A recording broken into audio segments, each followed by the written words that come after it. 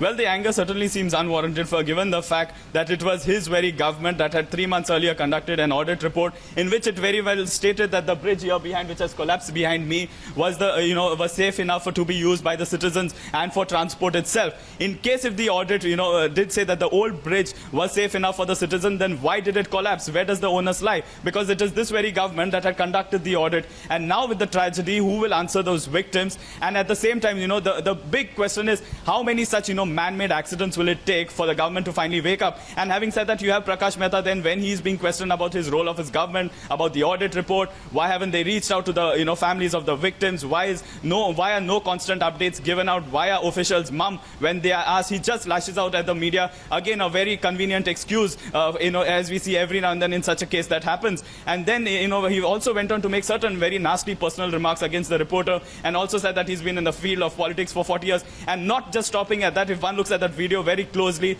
towards the end, you will have his supporters coming then, heckling the reporter. So this, when strong questions are asked, you have the politicians running away. And also, there have been now unconfirmed reports that he probably could have even clicked a selfie when, the Maharashtra Chief Minister Devendra Fadnavis had visited the site a day back earlier.